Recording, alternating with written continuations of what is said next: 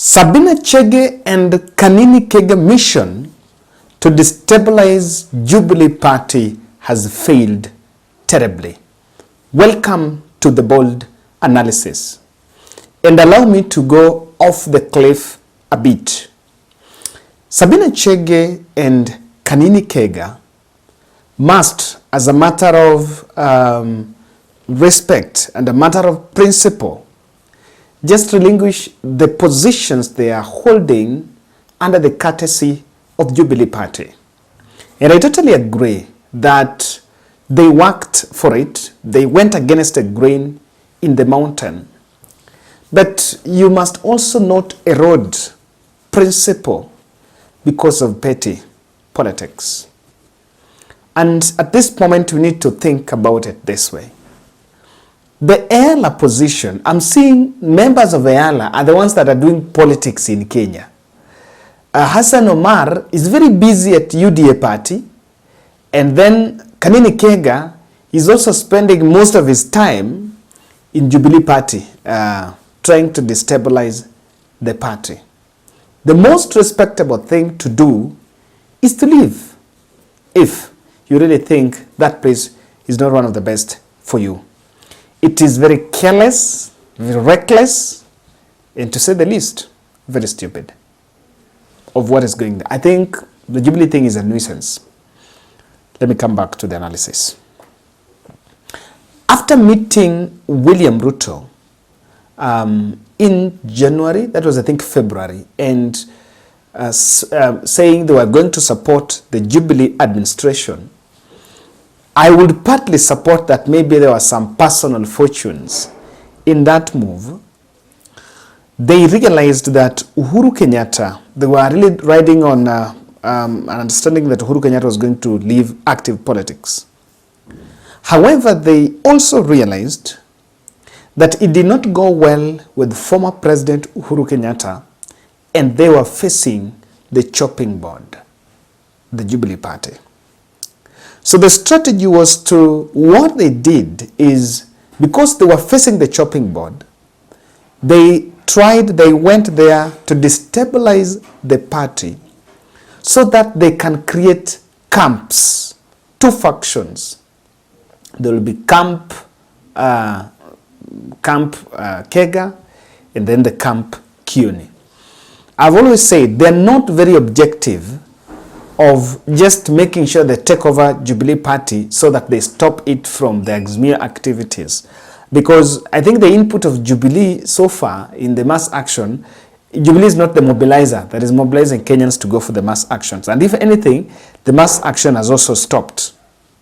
Now, but why do you think, even as things seems to go down, to cool down, the partisan talks are now settling, Raila and Ruto seems to have toned down, but the Jubilee coup is still going on.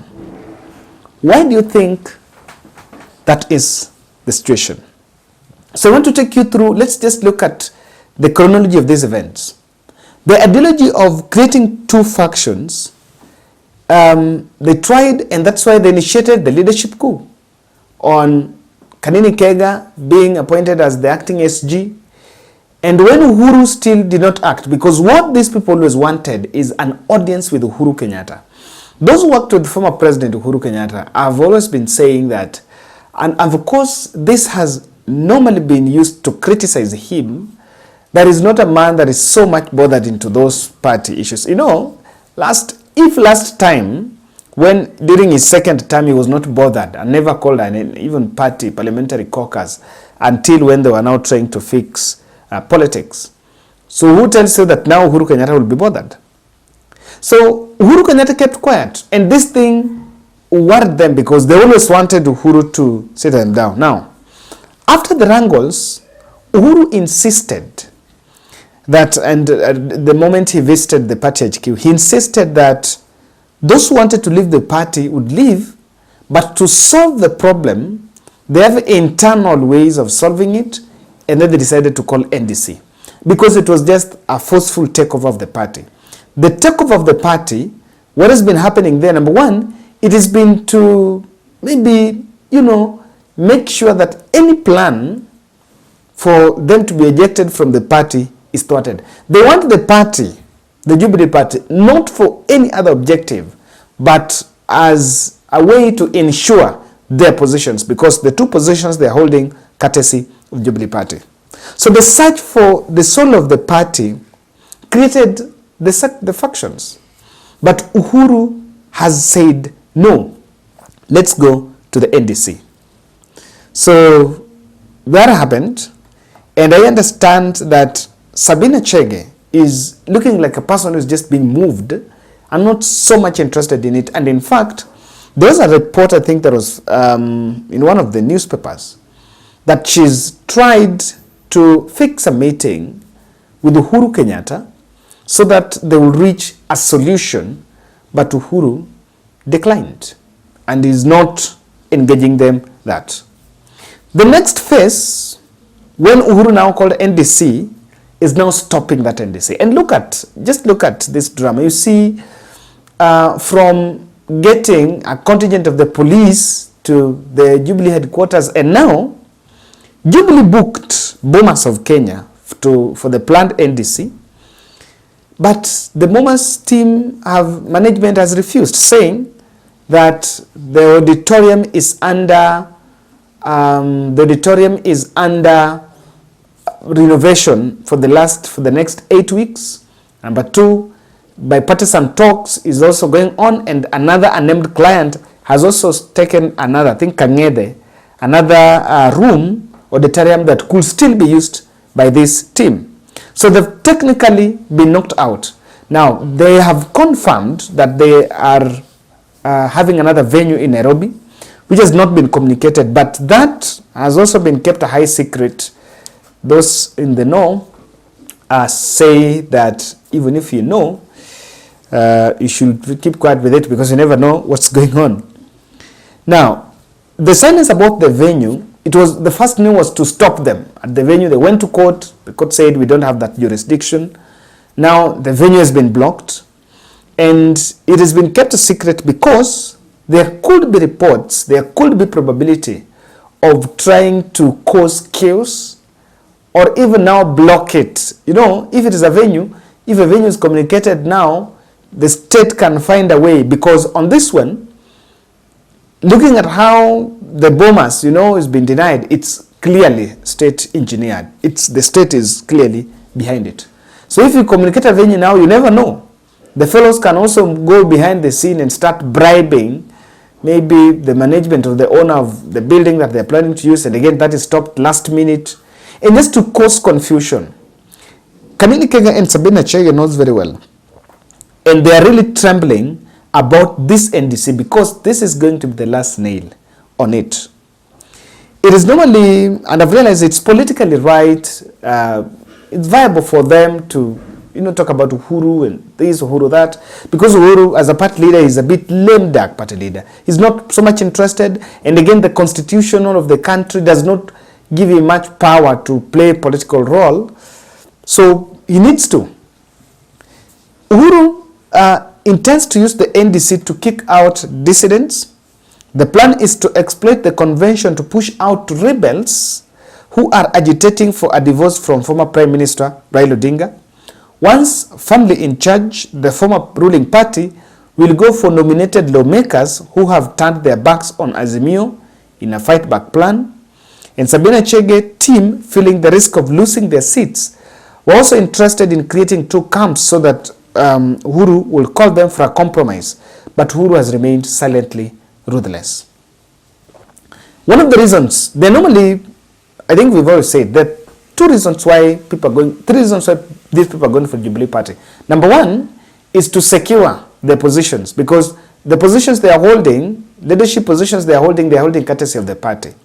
Number two, I think there is a scramble for what is in the party accounts, the fat party accounts. Really they have a lot of money being there, and it's an interception. It's a bit of an audit process. Is Jubilee funding Azimio? That's it. Number three, it has to do with Mount Kenya politics, that you need to completely do away with President Uhuru Kenyatta, in that party, because that party would be Raila Odinga's entry to the mountain, re-entry to the mountain. In the last general election, it was that party that gave Raila Odinga used, majority of the members used it there to try to show. And again, I think clearly, William Ruto do not want voices of alternative voice. Rigathi Gachagua do not want an alternative voice in the mountain.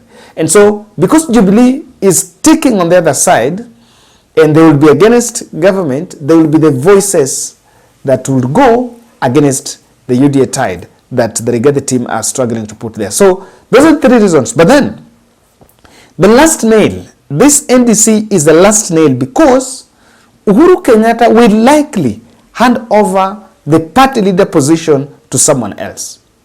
Now, immediately that is done, it will turn to be another battlefront, and maybe he will be very ruthless. You know, you never know what it will be. If it is handed over to the next person, the person will be very ruthless, and even these jokers of Kanini and Sabina may not find a breathing space. The NDC is a supreme decision-making body of the party, and it will actually eject them from the party. And if they are ejected, then they will spend a lot of time and a lot of resources litigating about that their expulsion from the party. And there is a cost that comes with it. And lastly, how about if Uhuru decides to dissolve the party? What happens to the positions they are holding? You need to think loudly about that. Now, as we finish, I wanted to follow up on if you're a Kenyan staying outside the country, another continent, and you can help us get a market for the Kenyan flour, then Jay's Flowers Limited is the best company here in Kenya. Contact them so that they can help you get fresh flour from Kenya and also facilitate exportation to the country where you are. So check out with them. It's one of the adverts that I really like because we are selling Kenya to the global world. Thank you. Hi guys, my name is Kevin of the Bold Analysis. Are you looking for fresh Kenyan flour? Then you need credible, certified and trusted company. And that is why I want to introduce to you Jay's Flowers Limited. Jay's Flowers Limited is a company that is currently based at Jomo Kenyatta International Airport. And what you need to do is very simple. When you place your order with Jay's Flowers Limited, they will help you to get fresh flowers from the farm and also process the exportation to the country of destination. This is a trusted company that is currently working with clients from 7 continents across the world. What you need to know, you need to get more information by contacting them here, +254 7433 94954. Jay's Flowers Limited, the home of quality flowers.